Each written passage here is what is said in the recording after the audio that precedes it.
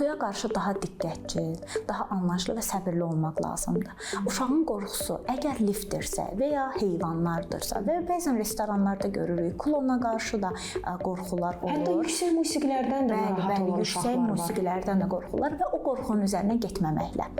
Və uşaqların gözündə bir neçə texnikalarda deyim, uşaqların gözündə qorxunu kiçildərək, o qorxunun real və keçərli olacağını izah edərək, məsələn, uşağın qorxusu heyvanlardan, məsələn, itdirsə, itin şəklini çəkib, onu kəsərək və ya vərəqi yandıraraq da o qorxunu zaman-zaman aşağı salmış ola bilərsiniz.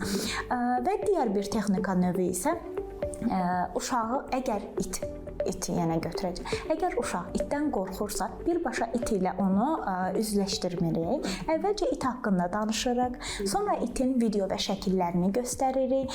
Ən son anda, zamanda isə it ilə yəni üzləşdiririk. Bir ünsiyyətini yaratmış oluruq. Və hər zaman valideynlərə tövsiyə edirəm ki, əgər övladınızda qorxu varsa, heç zaman qorxunun üzərinə tam getməyin. Bəzən belə bir miflər də var. Əsasən oğlan uşaqlarına qarşı olur ki, sən oğlansan, yekə kişisən, sən qorxaq, bəli, sən qorxmalı deyilsən, sən sabah öz anava dəstək olacaqsan, sabah sən öz bacıva baxacaqsan, sən qorxmalı deyilsən, amma bu tamamilə səhvdir. Səhvdir, yanlışdır. Təbii olaraq yetişkin deyirlər, bunlar hələ körpədirlər, uşaqdırlar və qavramırlar böyüklərin qavradığı kimi. Və əsasən uşaqlarda qaranlıqda qalma qorxuları da olur. Əsasən də bu daha çox oğlan uşaqlarında olur, qaranlıqda qorxmaq. Çünki qaranlıqda yatmaq. Bəli, və işıq yandıraraq yatırlar.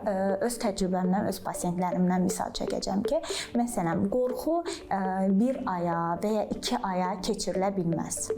Yəni o getmir. Bizə bir 4-6 ay zaman lazımdır ki, biz o qorxunu yenə bilək.